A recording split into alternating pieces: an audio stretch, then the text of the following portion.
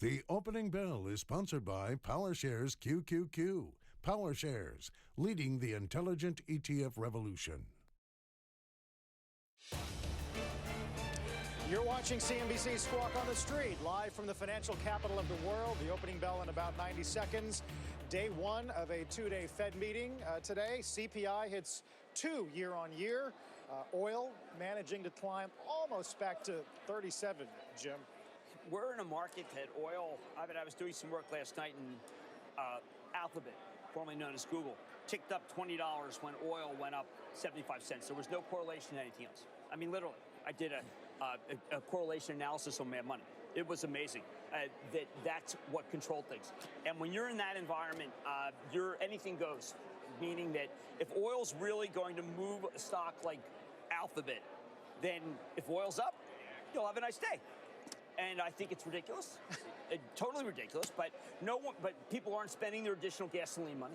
They're just saving it. The corporations have seen no real benefit. So I totally understand why we've seen only the downside of oil going down and very little of the upside. Yeah. But oil's in charge. If oil's in charge of Alphabet, then it's in charge of everything. Yeah. It comes on a day where Moody's cuts their forecast for 2016 oil prices. They go from 48 to 40 average for the year. They say even if we get more consumption, it's not going to match the increase in supply. They're right. I mean, this is all Saudi Arabia. The Saudis have to stop. If you want to save our industry, they have to stop. But no one's going to save the fossil fuel industry in this country anymore.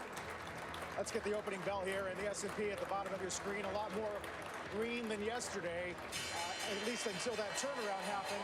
At the big board, it's ESPN celebrating the college football playoff semifinal games on New Year's Eve, specifically the Orange Bowl and the Cotton Bowl. Over at the NASDAQ, CSW Industrials doing the honors, as if Disney doesn't have enough going on with that Star Wars premiere in L.A. last night. It's a 360 Disney experience. Now we just need cable subs to go from 92 to 98, right? Well, that ain't happening. Right? 92 million to 98 million, and then the whole discussion changes, David. The whole discussion, but it's going from 92 down. We know that, just how quickly it goes down. Don't you dare be negative. Since it was October 30th, 2012, that Disney bought Lucasfilm, if you recall, $4 billion in cash and stock. Since that time, Disney's up 119%, and Lucas was paid partly in stock. Well, look, I mean, let's remember that Disney has a history of reinventing itself.